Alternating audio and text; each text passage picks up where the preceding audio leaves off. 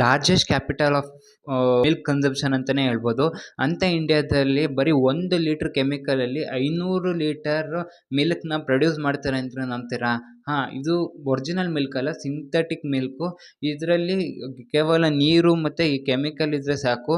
ಅದನ್ನ ನೀಟಾಗಿ ಮಿಕ್ಸ್ ಮಾಡಿದ್ರೆ 1 ಲೀಟ್ರು ಕೆಮಿಕಲ್‌ಗೆ 500 ಲೀಟ್ರು ಹಾಲು ಪ್ರೊಡ್ಯೂಸ್ ಆಗುತ್ತೆ ಅಂತ ಹೇಳ್ಬೋದು.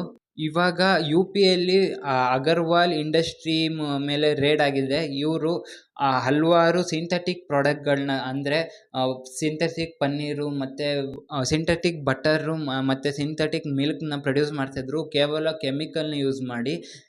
ಇದು ಈಗ ರೇಡ್ ಆಗಿದೆ ಮತ್ತು ಹಲವಾರು ಕೆಮಿಕಲು ಮತ್ತು ಹಲವಾರು ಲೀಟ್ರು ವೇಸ್ಟ್ ಮಿಲ್ಕ್‌ನ ಇವರು ರೈಡ್ ಮಾಡಿ ಕ್ಯಾಪ್ಚರ್ ಮಾಡಿದ್ದಾರೆ. ಈಗ ಇವ್ರಿಗೆ ಶಿಕ್ಷೆ ಆಗುತ್ತೆ. ಇದನ್ನು ಇವರು 20 ವರ್ಷದಿಂದ ನಡೆಸ್ಕೊಂಬರ್ತಿದ್ದಾರೆ. ಅದಲ್ದಲೆ ಈ ಫಾರ್ಮುಲಾನ ಹಲವು ಕಡೆ ಸ್ಪ್ರೆಡ್ ಕೂಡ ಮಾಡಿದ್ದಾರೆ. ಇನ್ನು ಹಲವಾರು ಕಡೆ ಈ ಥರ ಸಿಂಥೆಟಿಕ್ ಪ್ರಾಡಕ್ಟ್‌ಗಳನ್ನ ಪ್ರೊಡ್ಯೂಸ್ ಕೂಡ ಮಾಡ್ತಿದ್ದಾರೆ ಈ ಕೆಮಿಕಲ್‌ನ ಯೂಸ್ ಮಾಡಿ. ಅವ್ರ ಕಣ್ಮುಂದೆನೇ ಆ ಕೆಮಿಕಲ್‌ನ ಹಾಕಿ ಈ ಮಿಲ್ಕ್ ಮಾಡೋದು ಹೇಗೆ ಅಂತ ತೋರಿಸಿದ್ರು.